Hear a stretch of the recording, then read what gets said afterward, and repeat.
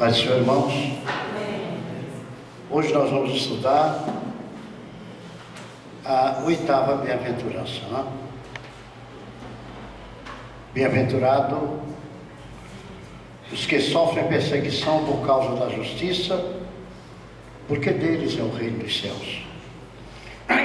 Bem-aventurados sois vós quando vos injuriarem e perseguirem, mentindo, disserem todo mal contra vós por minha causa. Exultai e alegrai-vos, porque é grande o vosso galardão nos céus, porque assim perseguiram os profetas que foram antes de vós. Meus amados, quando nós tratamos de lógica, nós estamos exatamente diante da maior ilógica, a maior falta de lógica. Porque depois de termos estudado todas essas bem-aventuranças, onde a conduta da vida cristã é fartamente ensinada, a espera seria de uma palavra diferente. Porque agora a maneira de vida, o modus vivendi dos moradores, dos cidadãos do reino dos céus está determinado. E esses cidadãos, irmãos, a gente vê exatamente que as bem-aventuranças anteriores, as 8 bem-aventuranças anteriores, elas são exatamente contíguas no crescimento da vida espiritual. E de repente, a gente vê a primeira bem-aventurança que reconhece a pobreza espiritual do homem, tornando este homem totalmente acessível à vontade de Deus, dominado pela vontade de Deus e preparado para viver a vontade de Deus. Vem a segunda bem-aventurança e mostra que este homem teve um quebrantamento maior ainda. E nesse maior quebrantamento, ele chora, ele lamenta a sua miséria, para que haja recepção do perdão e edificação da sua vida. Vem a terceira bem-aventurança, quando este homem se torna, diante dela, uma pessoa mansa, uma pessoa gentil, porque reconhece as suas fraquezas e tudo está colocado diante de Deus. Na quarta bem-aventurança, este homem é levado a perder o sentido do material, o sentido espiritual das demais coisas, e sentir fome e sede de justiça, a justiça divina da parte de Deus. Então está havendo um crescimento espiritual constante. Na quinta bem-aventurança, por este homem ter experimentado a misericórdia de Deus, ele também se torna um misericordioso. Na sexta bem-aventurança, a sétima bem-aventurança, ao mesmo tempo em que ele recebe a paz de Deus, ele aprende também a transmitir a paz a todos os seus próximos, ao seu próximo, e viver em paz.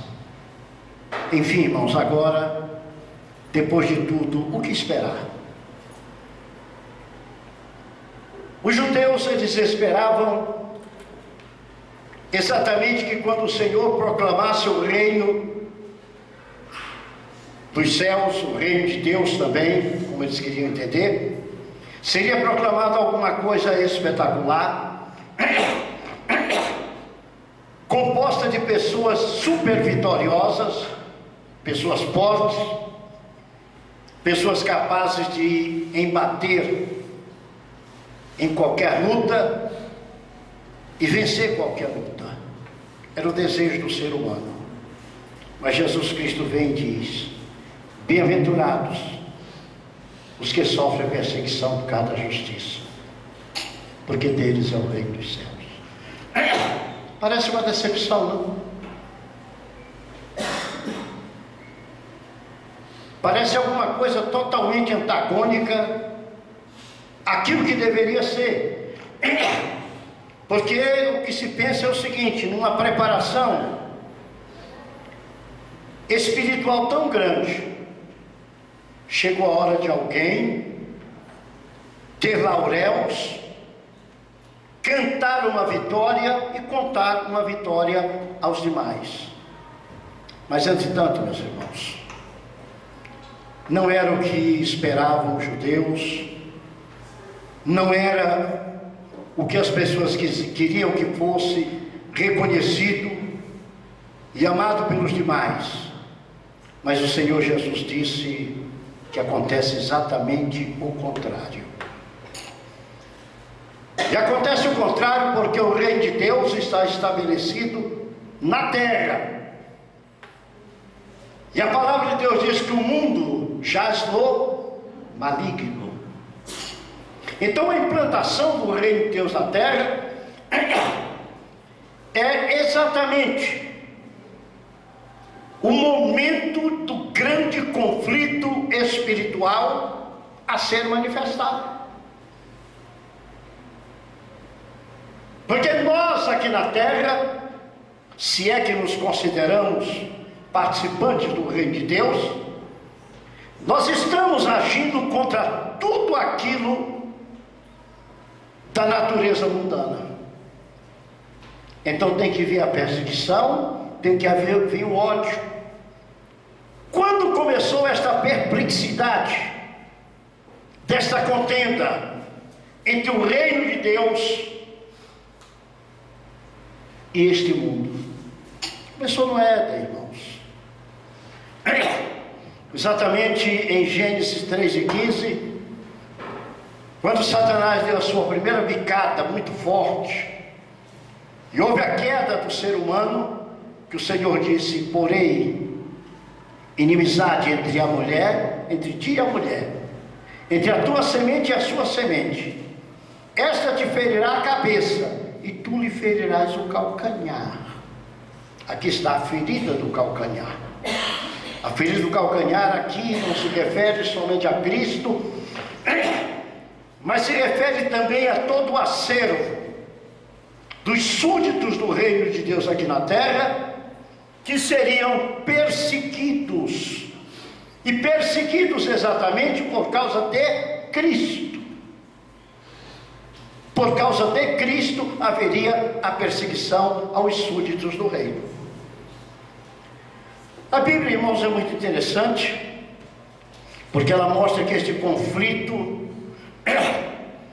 ele vai continuar para sempre. Apocalipse 2:12-7 diz que houve aquela batalha no céu, né? Miguel e seus anjos batalhavam contra o dragão, e batalhavam o dragão e os seus anjos. Então há uma guerra criada no mundo espiritual, e nós estamos vivendo neste mundo espiritual. Esta guerra se acaba exatamente quando lá em Apocalipse 11:15 diz: o sétimo anjo tocou a trombeta, e houve no céu grandes vozes que diziam: os reinos do mundo vieram a ser de nosso Senhor e do seu Cristo, e ele reinará para todo o sempre. Aí se acabará tudo que se chama tribulação, os nossos problemas não haverá mais, porque não haverá motivo para sermos mais perseguidos. Nosso rei tomou conta de tudo, e quando o nosso rei toma conta de tudo, isto realmente se acaba. Muitas vezes, meus irmãos, quando nós começamos a servir a Cristo, nós pensamos de uma vida diferente daquilo que é a vida cristã. Não vamos confundir os nossos problemas, não vamos confundir as nossas enfermidades, não vamos confundir a vida comum com a vida espiritual. Quando a Bíblia fala aqui, bem-aventurado aqueles que são atribulados, aqueles que são perseguidos por causa da justiça, a justiça de Deus. Não é a nossa enfermidade, não é o problema que você tem dentro de casa, não é nada disso, é o problema espiritual com o mundo espiritual. É o problema que me fez chorar hoje. Estava no escritório, aquele bichinho que faz fio, fez fio. Eu abri, era a Alessandra me mandando um zap, daquele zap que a gente chama mesmo, né? Tem um retrato de uma missionária no campo islâmico, toda machucada e com a boca costurada. O que aconteceu com ela? Foram condenados porque estavam pregando a Cristo. E para que ela guarde até o dia da sentença de morte, sem falar de Jesus, costuraram a boca dela. Está aí no... Eu até mandei, eu peguei e apertei para... Eu acho que mandei até para o Leite também, eu mando para um monte de gente essas coisas. Se não mandei, eu vou mandar. Mas eu mandei para o grupo de pastores, mandei para o grupo de homens, mandei para o grupo de mulheres, mandei para a mocidade, mandei para todo mundo. Ali é a perseguição por causa de Cristo. O apóstolo Paulo, em Atos capítulo 14, versículo 22, ele é muito claro. A Bíblia diz que confirmando os ânimos dos discípulos e exortando-nos a permanecer na fé, pois que muitas tribulações nos importa para entrar no reino de Deus. Tribulações para entrar no reino de Deus. Muita gente confunde, né? Olha aqui, me dá aqui, Luiz. Olha aqui. Eu queria ter um meio para reproduzir. A boca costurada, exatamente porque a boca costurada exatamente para não falar de Jesus. Ficou pior? Na filmagem está passando? Tá pegou na filmagem? Tá certo? Daí, se quiser que passar aí para vocês verem, pode passar. Passa aí para eles. Mas isso é bom que veja, irmão, porque nós temos uma liberdade. A gente fala de perseguição e tribulação. Quando a gente não vive nada disso, nós não sabemos nem o que é isso. Sabemos nem o que é o rumo disso. Então veja, os cidadãos do reino do céu, a Bíblia diz que eles passam por tribulações. Jesus em João capítulo 16, no versículo 36, ele é muito claro. Ele diz: tenho-vos dito isto para que tenhais em mim paz. No mundo tereis aflições, mas tem de bom ânimo, eu venci o mundo. Essas aflições que Jesus está falando aqui, não é enfermidade, não é falta de dinheiro, não é falta de pão, é exatamente a aflição por causa do Evangelho. E vocês veem que essa aflição, ela começou com Cristo. Se você abre a Bíblia em João capítulo 15, versículo 20, Jesus disse: lembrai-vos da palavra que eu vos disse, não é o servo maior que o seu Senhor. Se a mim me perseguiram, também vos perseguirão a vós. Se guardaram a minha palavra, também guardaram a vossa. Não é o servo maior do que o seu Senhor. Quando a igreja está muito quieta, quando ninguém mexe com a igreja, é porque a igreja não está correta. A igreja tem que mexer com o mundo, irmãos. A igreja tem que pregar contra o mundo. A igreja tem que pregar contra o pecado. Muita gente não gosta disso. Muita gente diz que Deus não quer que isso seja feito. Nós somos chamados para preparar o povo para o reino de Deus. E é exatamente para dizer ao povo que tem que deixar tudo que não presta. E esta mudança, ela começa de uma forma terrível. O apóstolo Paulo, escrevendo a Timóteo, ele no capítulo 3, versículo 12, ele diz: e também todos os que piamente querem viver em Cristo Jesus, padecerão perseguições. Padecerão perseguições. A gente pode perguntar: essas perseguições, como é que vem?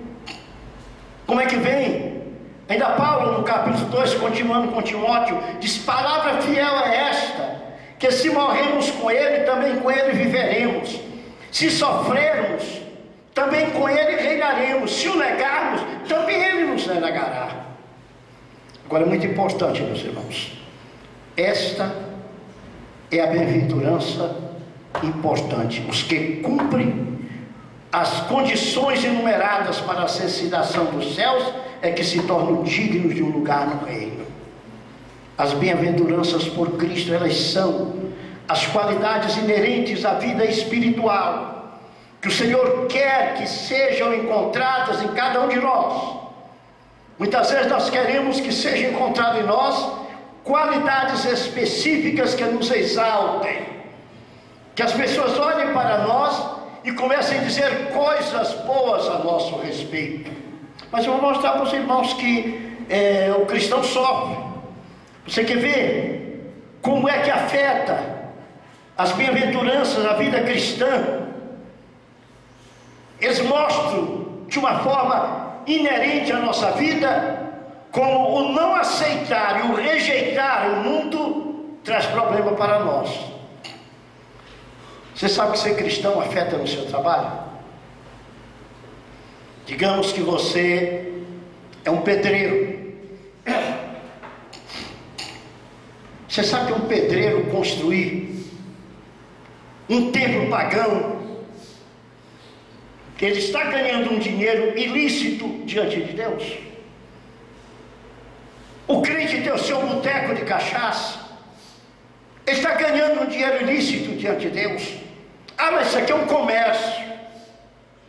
Ele tem uma boate, ele tem um motel, ele tem um cabaré, ele tem alguma coisa que aplica exatamente para que haja aquilo que não é a vontade de Deus. Não, mas eu estou alugando para uma pessoa e a pessoa está alugando. Não sou eu estou alugando. Você está recebendo o prêmio da iniquidade? Está recebendo o prêmio da iniquidade? Se tem crente, chegou a época do carnaval e diz: é época de eu faturar. Então vou fazer roupa para esse pessoal desses blocos todos. Vou fazer isso tudo. O crente não. O crente deve se abster de todas estas coisas, porque ele se abstendo dessas coisas, ele vai recebendo a promessa de Deus na sua vida. A promessa da bem-aventurança, ela está ligada, em primeiro lugar, à vontade de Deus dominando sobre a nossa vida. Nós lutamos pelas promessas, mas não queremos andar o caminho determinado para que aquela promessa seja realizada na nossa vida. É interessante, não? Jesus é muito claro: bem-aventurados que sofrem perseguição. O que eu acho interessante, que o que se prega hoje é o seguinte: se você é pobre é porque você é maldito. Você só é bem-aventurado se você é um rico. Se você tem uma casa muito boa, se você tem um carro muito bom, se você tem muito dinheiro no bolso, você é bem-aventurado. Eu não encontro isso em nenhuma bem-aventurança. Não encontro nenhuma bem-aventurança. Eu encontro os perseguidos, os humildes, os pobres de espírito, os misericordiosos. O crente tem que ser um grupo diferente. Eu não estou dizendo que o crente não pode ser rico. Eu não estou dizendo que Deus não abençoe a pessoa para ela ser rica. Deus pode abençoar. Só que aquela bênção veio sobre a nossa vida, não simplesmente por sermos crentes, porque Deus resolveu abençoar a nossa vida daquela forma. E dentro daquela bênção nós vivemos para o Senhor, resistimos à força do mal e temos alguma coisa importante. Você sabe que esta última bem-aventurança, ela tem uma aplicação maior do que as outras? Você vê no versículo 12. Como é que diz? Exultai e alegrai-vos, porque é grande o vosso galardão nos céus. É grande o vosso galardão nos céus. É uma bem-aventurança que, além de a pessoa ser chamada, da pessoa pertencer ao reino dos céus, ele ainda tem galardão. Ele é um bem-aventurado duas vezes, com a felicidade do reino dos céus e com a felicidade ainda de ter prêmio no reino dos céus. É interessante quando nós começamos a examinar muita coisa dentro desta bem-aventurança e muita coisa que acontece na nossa vida espiritual. Bem-aventurados sois vós, quando vos injuriarem, perseguirem, mentindo, disserem todo mal contra vós por minha causa. Isso aconteceu no passado e pode acontecer hoje. Você sabia que no passado os crentes, eles eram presos, acusados de canibalismo?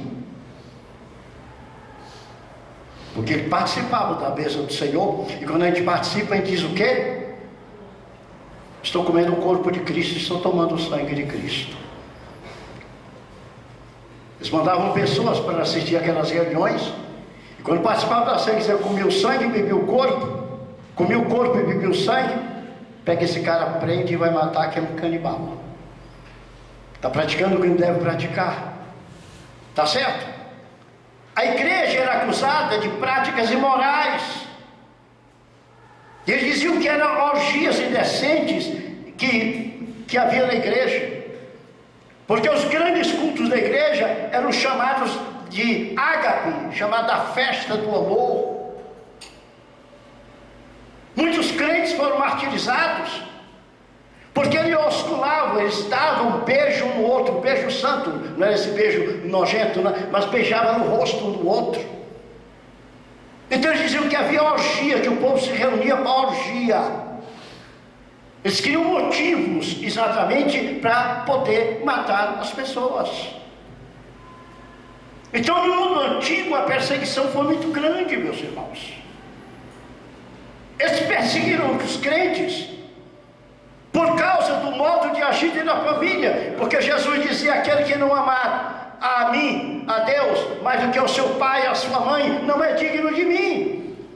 Então ele dizia que o evangelho, ele era um desestruturador de família, que estava sendo pregada uma mensagem para acabar com as famílias. Porque quando alguém aceitava Jesus numa casa, os outros não queriam, mas aquela pessoa era expulsa da casa. Então diz: essa nova mensagem, ela está desestruturando família. Aí que você vai entender aquela palavra de Jesus: eu vim trazer espada. É pai contra filho, é nora contra sogra. Uma paz diferente, era paz no coração, mas trazia exatamente isso. Isso acontece nos dias atuais. Nós temos pessoas na nossa igreja, nas nossas congregações, nas nossas igrejas que nós conhecemos, que a mulher foi embora, que o marido foi embora, o filho foi expulso de casa, exatamente porque aceitou Jesus. Eu lembro, lá em Teresina, um rapaz aceitou Jesus, a família pegou, fez uma sacola, jogou a roupa dele dentro e disse: você vai embora. Meu irmão olhou, o Arimateia, era moleque como ele também, né? Adolescente, o moleque assim mais novo, disse assim: você vai lá para casa. Posso até dizer o nome dele aqui, que eu não tenho medo, que Deus é um pastor, Pedro Lavoisier. Foi lá para casa, a tua rede, dormiu e acabou de se criar lá em casa. era filho de o maior engenheiro que tinha naquele setor, respeitado. Foi expulso de casa por causa do Evangelho. Não queremos você. Outro dia nós estivemos lá, ele começou esse assunto e ele confirmou. Então foi criado em casa, porque foi expulso de casa por causa do Evangelho. Tá certo? Então havia tribulação com a família, havia tribulação com a política naquela época. Por quê? Porque o rei era considerado Deus, era considerado divino. Não adorar o rei era ser condenado. Não pense que foi só na época de Babilônia, na época de Nabucodonosor, na época daqueles reis de Babilônia, aquelas imagens. Não, senhor. A Roma, principalmente, o César era considerado divino. Então a tribulação foi grande. Você abre o capítulo 11 de Hebreus, é capítulo 11 de Hebreus mesmo, tá? Você abre o capítulo 11 de Hebreus e você vai ver, entende? A partir do versículo 36, como é que diz a palavra? E outros experimentaram escárnios e açoites, até cadeias e prisões. Foram apedrejados, cerrados, tentados, mortos ao fio da espada, andaram vestidos de pele de ovelhas e de cabras, desamparados, aflitos e maltratados. Só que diz: dos quais o mundo não era digno, errantes pelos desertos e montes, pelas covas e cavernas. Todos estes, tendo tido testemunho pela fé, não alcançaram a promessa. Provendo Deus alguma coisa, agora vai falar, mas aqui diz: onde foi que houve, depois do Éden, a primeira grande perseguição religiosa por causa de Deus? Foi assim que saíram do Éden. Caim oferece um sacrifício, Deus não aceita. Abel oferece um sacrifício, porque Deus aceitou o sacrifício. Caim mata Abel. Perseguição por causa do reino de Deus. Então isto era muito comum, comum e comum demais em todas as épocas. Mas a palavra de Deus, irmão, nos conta e nos mostra Jesus de uma forma muito clara. Ele mostra que tanto ele como os seus sucessores, os profetas, foram perseguidos. Veja, Mateus capítulo 10, vamos voltar para lá. Mateus capítulo 10, porque isso já se cumpriu e continua se cumprindo e deveria estar se cumprindo. Só não está se cumprindo porque a igreja, hoje em dia, na maioria, é uma igreja apóstata. É muito duro o que eu estou dizendo. É uma igreja que se mistura com o mundo, é uma igreja que compactua com o mundo. A hora que a igreja deixar de compactuar com o mundo, vem uma grande perseguição sobre a igreja. Mas quando alguém assume um posto em algum lugar, que o diabo oferece alguma coisa, esta pessoa barganha com o diabo. Barganha com o diabo. Barganha com o diabo, sim, senhor. Mas existem aqueles que não se vendem, existem aqueles que não se rendem, existe aquele que pode perder o emprego, aquele que pode morrer, aquele que pode ser torturado, mas ele diz: a minha fé eu não mudo. Quando é que vem a perseguição? É quando você afronta o diabo dizendo: eu não obedeço o que você quer, eu não faço a tua vontade. Você quer viver em paz? Você quer ter uma igreja tranquila? Você quer que ninguém se revolte dentro da igreja? Você quer ver todo mundo calmo? Não prega a verdade. Mas a hora que você prega a verdade, você vê acontecer alguma coisa. Você sabe que as pessoas não querem nem que você pregue obediência. É ou não é, Luiz? Obediência, quando você prega obediência, eu estou dizendo porque foi falado para mim, por gente daqui dentro. Quando você prega acerca de obediência, a pessoa diz: você estava me ferindo. Você estava me ferindo. Você olhou para mim você me feriu naquela hora, porque falou em obediência. Eu nem estava pensando que ninguém existia. Eu falo aquilo que o Senhor coloca no meu coração. Eu não vou pensar em fulano, ciclano e beltrano. Eu tenho visto acontecer aqui na igreja que o Senhor me dá uma palavra, quando eu chego lá e começo a falar, eu vejo algumas pessoas falando, meu Deus, vai pensar que foi porque estava aqui. Eu nem estava pensando que aquela pessoa viria nem mais na igreja, quanto mais está naquele mundo. Não faço mensagem, não trago palavra pensando em ninguém não. Eu trago palavra pensando na edificação das pessoas e na mudança de vida. Tem que ser mudada a nossa mentalidade espiritual. Porque o Evangelho traz duas coisas. Ele traz a compreensão e o arrependimento. Ou traz a revolta naqueles que são dominados pelo diabo, para que haja perseguição. Não gosto de ouvir aquele pastor falar. Ele só fala para me bater. Ele só fala para me arrebentar. Pastor não pensa em bater nem arrebentar ninguém não. Pastor pensa, sabe em quê? Em cuidar de ovelha para levar para o céu. Agora tem coisa que tem que ser feita para ser mudado muitas coisas. Então esse evangelho da compreensão não é o evangelho de Cristo. O evangelho de Cristo é o evangelho da mudança, o evangelho da transformação, é o evangelho que traz a perseguição. Por que foi que João Batista foi morto? Porque não adorou Herodes. É verdade ou não é? Ele olhou para Herodes e disse assim, não tinha lícito Herodes. Herodes bobeou. A mulher disse assim, eu quero a cabeça dele num prato. Eu quero o prêmio, eu quero a cabeça dele num prato. Se ele tivesse ficado caladinho, estava tudo tranquilo. Mas dizem os historiadores que ele ia para a porta de Herodes e ficava gritando, o Senhor condena isso, Herodes. E perturbava mesmo. Não tinha lícito a mulher do teu irmão, Herodes. E aquilo foi perturbando, custou-lhe a vida. Os nossos irmãos, muitos irmãos nossos do passado morreram, estão morrendo no presente. Porque esse demônio chamado islamismo, que está invadindo o Brasil, e quando invadir vai trazer uma perseguição muito grande, porque vão tomar o poder, vão tomar tudo, e você sabe o que vai acontecer?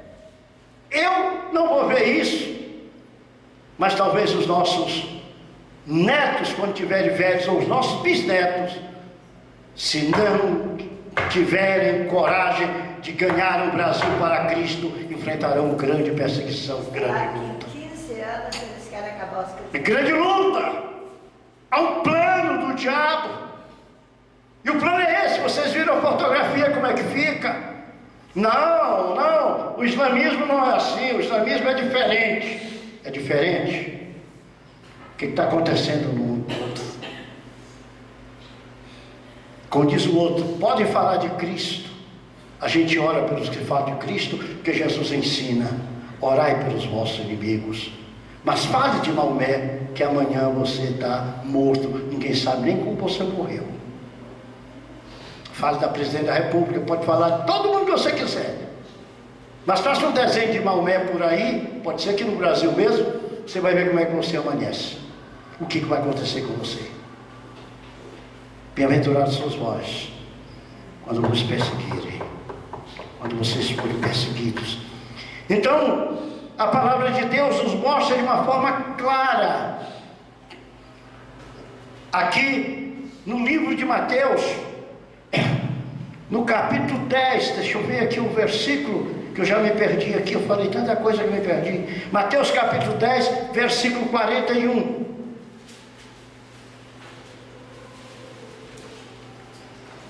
Veja bem, porque mataram os profetas. E Jesus diz, quem recebe um profeta na qualidade de profeta, receberá galardão de profeta. Quem recebe um justo na qualidade de justo, receberá galardão de justo. Como é que deve dar um copo d'água a um pequeno em meu discípulo? Na verdade, eu vos digo que não perderá o seu galardão. Com o que é que nós estamos preocupados? Com os profetas? Com os discípulos, com os pequeninos? Ou nós estamos preocupados exatamente com uma geração que Jesus disse assim, olha, se não respeitaram a mim, se não respeitaram os profetas, vocês acham que vão respeitar vocês?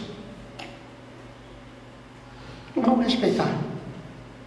Nós só temos que fazer uma coisa, Ou nós mudamos a nossa pátria, ou a nossa pátria será entregue ao diabo.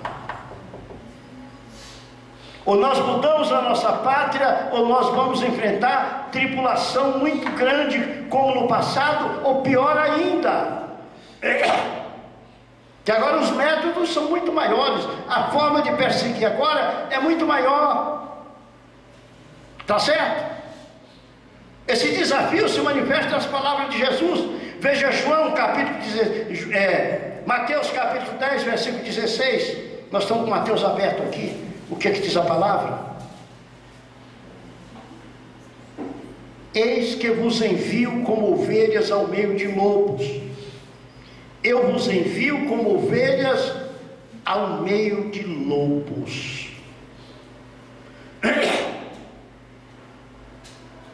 Você quer ver o que diz o versículo 17? Acautelai-vos, porém, dos homens, porque vos entregarão aos sinédrios e vos açoitarão nas suas sinagogas. E sereis conduzidos à presença de governadores e de reis por causa de mim. Está acontecendo? Aqui no Brasil não, mas em muitos lugares está acontecendo. No Brasil já aconteceu muito. Eu era criança, papai era pastor da igreja em São Luís do Maranhão. Ele estava visitando o interior e chegou numa cidade chamada Barreirinhas. E foi dirigir um culto na praça. E o padre veio matar ele de noite na praça, na hora do culto. Vieram de facão, colins para matar. Não lembro como foi, mas Deus livrou. Eu encontrei esse padre. Muitas décadas depois, eu dei uma carona para esse padre aqui em Brasília. Eu estava no posto com uma Kombi que eu tinha, e o padre encostou e disse assim: o senhor podia me dar uma carona? Eu falei: pode entrar. Ele sentou, abaixou o carro. Ele disse: o senhor pode deixar na casa do não sei o que lá, era naquela igreja do Bolsa, onde eu falei: deixo. Aí na estrada eu pergunto: o senhor estava no congresso eucarístico em Brasília? Eu perguntei: o senhor é vigário aonde? Ele disse: Barreirinhas. Eu falei: há quanto tempo? Ele disse: há muitos anos, falou a época. Eu falei: então eu conheço uma história do senhor. Ele olhou para mim: o senhor me conhece? Eu digo: não, o senhor não, mas a história sua eu conheço. Qual foi? O dia que o senhor quis matar o meu pai na praça de Barreirinhas. Ele disse: eu? Digo: sim, aquele pastor que estava pregando, que o senhor cercou com aqueles homens de quando para matar, é meu pai. Ele amarelou e disse: eu digo: não se preocupe não, eu sou um pastor também, eu não vou vingar meu pai não, só estou conversando com o senhor. Seu pai é vivo? Eu falei: é. Onde ele está? Eu falei: no local. Tem jeito de eu ver ele? Eu falei: tem. Vai ter uma convenção agora em julho, eu vou estar lá. Ele disse: eu posso ir? Eu falei: pode. E eu não acreditava. No dia da convenção ele entrou. Estava na porta de casa como eu marquei, e ele chegou de batina lá, né? Eu olhei para a cara dele e falei: você veio mesmo aí? Eu entrei com ele na igreja, pus uma cadeira no púlpito para ele sentar, e ele sentou. E papai está me olhando, né? Não conhecia o padre. Aí quando chegou a hora de falar, eu disse: papai, esse é o vigário que quis me matar lá em Barreirinha, ele quer falar com o senhor. E ele pediu perdão, viu? Ele pediu perdão lá no púlpito. Até as pedras se encontram, não é? Deus me deu esse privilégio de levar aquele vigário na igreja para ele ver o que ele tinha feito. É uma coisa terrível, né? Esta bem-aventurança, ela tem uma recompensa tríplice. Mateus 5:10, a recompensa é o reino dos céus. Veja como é que diz: o reino dos céus, Mateus 5:10. Bem-aventurados que sofrem perseguição por causa da justiça, porque deles é o reino dos céus. Segunda recompensa, tá certo? Está aqui no versículo 12: exultai e alegrai-vos. Uma alegria sem fim. Exultação é uma alegria sem fim. O texto seria: saltai excessivamente. A reação, irmãos, é uma alegria incontida. que aquele que serve a Deus tem quando é perseguido por causa do Senhor. Está certo? O apóstolo Paulo dizia que tinha prazer em sofrer perseguição. Prazer em sofrer perseguição. Você pode conferir isso lá em Colossenses 1:24. Paulo diz de uma forma muito clara. Os crentes primitivos, eles tinham uma reação de alegria quando sofriam por amor de Cristo. Você confere isso em Atos capítulo 5, versículo 40 a 42. A terceira grande recompensa é o galardão nos céus. Está certo? Você vê 2 Coríntios capítulo 4, versículo 17, que vamos ver aqui rapidamente. 2 Coríntios capítulo 4, versículo 17. Eu gosto dessa Bíblia velha que até baixa um pouquinho rápido, sabe? Eu pego uma Bíblia nova e eu me perco todinho.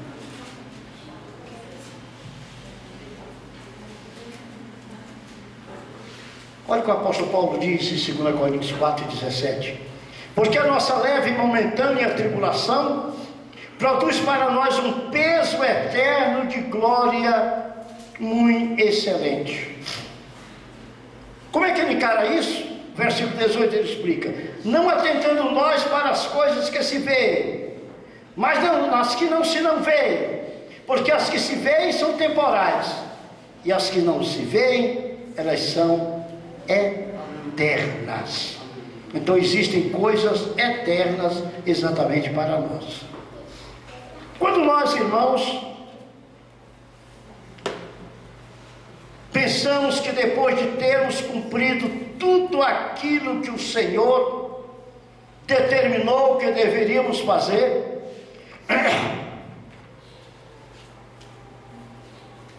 de repente somos tomados por perseguições aqui na terra. Você se lembra que Jesus, quando convida as pessoas a servirem a Ele, Ele diz de uma forma clara: negue-se a si mesmo. Isto é, perca a sua identidade natural e ganhe uma identidade espiritual. Perca a identidade natural e ganhe uma identidade espiritual. Troque o seu coração de pedra por um coração de carne. É o que está em Romanos. Transforme a sua mente de uma mente natural para uma mente espiritual. Renove-se pela transformação do vosso entendimento, da vossa mente.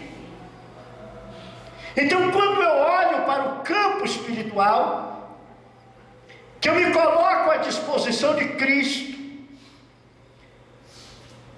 eu não posso pensar como um homem natural, mas eu tenho que pensar como um homem espiritual. Eu não posso pensar nos galardões terrenos. Eu tenho que pensar o seguinte: Jesus, a quem eu sigo, Ele morreu numa cruz. Ele foi rejeitado. Agora, isto existe uma razão, e uma razão muito grande, para que eu possa entender essas coisas de uma forma tranquila. O que Jesus diz? Jesus disse que o mundo não amou, o apóstolo João disse que o mundo não amou Cristo. Mas assim como o mundo odiou Cristo, ele também odeia a gente. E a pergunta que eu faço para os irmãos é o seguinte: como é que vocês se sentem no mundo? Vocês se sentem muito à vontade?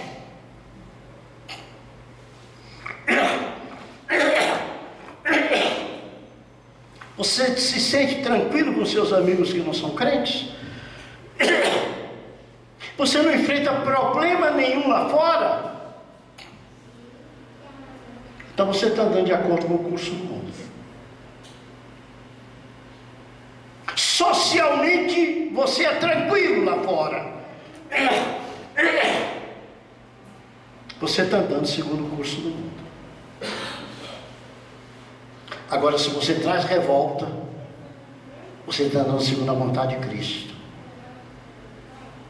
Porque exatamente Cristo veio para modificar, e modificar traz revolta. Transformar traz revolta. As atitudes. Nós vivemos hoje em dia uma juventude totalmente desfacelada.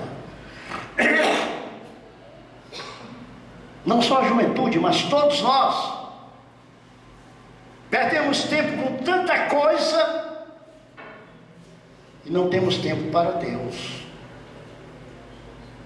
Nós estamos muitas vezes sendo levados pelo curso do mundo, pelas coisas malignas, por tudo aquilo que não presta. Estamos esquecendo que nós temos um compromisso, mas é um compromisso com Deus através de Jesus Cristo. Um compromisso não só de viver com Cristo, mas de viver como Cristo é e fazer aquilo que Cristo quer, como Cristo quer realmente que seja feito. Então a nossa vida espiritual tem que mudar, o nosso pensamento tem que mudar, os nossos desejos têm que ser trocados. Sabe por quê? Abra 1 João. Primeiro, nós estamos aqui em Corinto, vamos para João primeiro. João capítulo 15.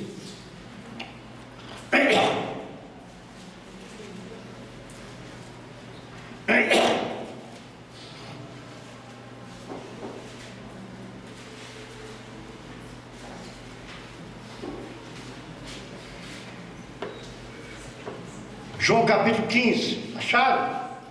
Amém? Versículo 17: isto vos mando, que vos ameis uns aos outros. Versículo 18: olha aqui, vamos ver se eu sou crente ou não sou. Se o mundo vos aborrece, sabei primeiro que a vós aborreceu a mim. O que é o mundo te aborrecer? Quando é que uma pessoa não gosta da outra? É quando a outra não faz as mesmas coisas que ele faz. A própria Bíblia diz: andarão dois juntos se não estiver de acordo? Andarão dois juntos se não estiver de acordo? Então Jesus está dizendo que o mundo tem que aborrecer a gente. Versículo 19: se vós fosseis do mundo, o mundo amaria o que era seu. Mas porque não sois do mundo, antes eu vos escolhi do mundo, o que é que acontece? Por isso o mundo vos aborrece. Olhe para mim. Você se sente aborrecido pelo mundo? Você se sente aborrecido pelo mundo? Se sente que as pessoas estão te detestando? Porque você é crente, porque você serve a Deus? Lembrai-vos da palavra que eu vos disse: não é o servo maior do que o seu Senhor. Se a mim me perseguiram,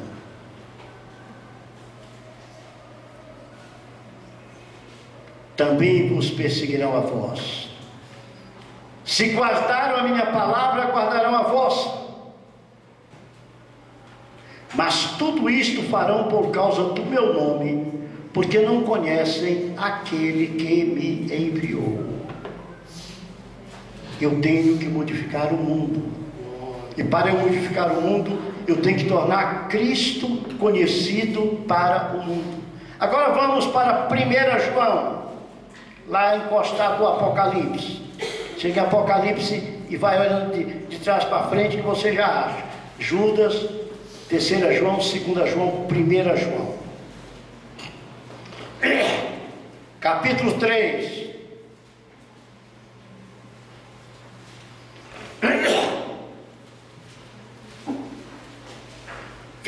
13: meus irmãos, não vos maravilheis se o mundo vos aborrece. Não vos maravilheis se o mundo vos aborrece. Você se sente aborrecido pelo mundo? Pelas pessoas que estão no mundo? Você se sente aborrecido? Está certo? Se você não se sente, tem alguma coisa errada com você. Se aonde você está não está havendo uma convulsão, alguma coisa está errada com você. E você vai sentir um erro quando nós entrarmos no próximo estudo. Sal e luz. Você vai ver que a diferença vem pelo que você é.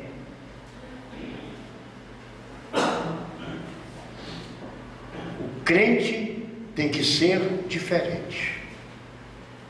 O crente tem que ser diferente. Ah, pastor, se eu for diferente, vai ser perseguido. Para você quer a bênção do mundo, ou quer a bênção de Deus? O que é que você está interessado? É no reino de Deus? É no galardão dos que são perseguidos? E a palavra de Deus traz a maior contradição para a mente humana. Quando você for perseguido por causa de Cristo, alegrai-vos. Alegrai-vos, tenha alegria. Tenha alegria. A igreja tem que ser preparada para a tribulação. Porque é no meio da tribulação que ela cresce.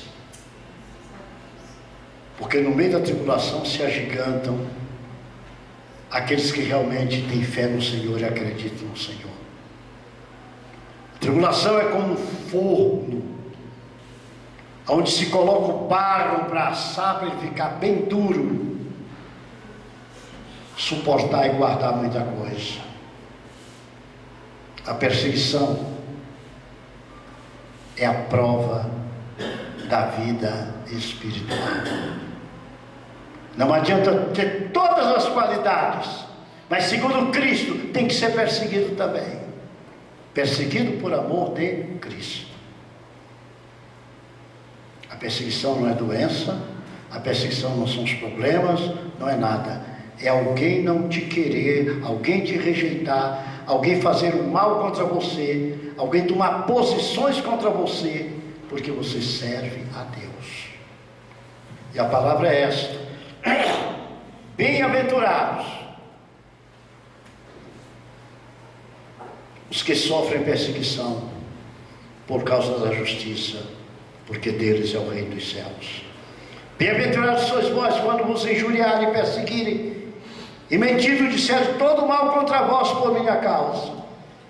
Exultai e alegrai-vos, porque é grande o vosso galardão nos céus. E agora conta a história do passado. Porque assim perseguiram os profetas que foram antes de nós. Comece a pensar nos profetas. Comece a pensar nos homens de Deus no passado. Foram ou não foram perseguidos? Eram perseguidos por quê? Porque mantinham a verdade de Deus. Se você mantiver a verdade de Deus, haverá perseguição contra a sua vida. Só que você está ensinado, está preparado pelo ensino bíblico, que você deve se alegrar, porque grande será o vosso galardão do céu. Que Deus os abençoe, que Deus os guarde, em nome de Jesus. Amém.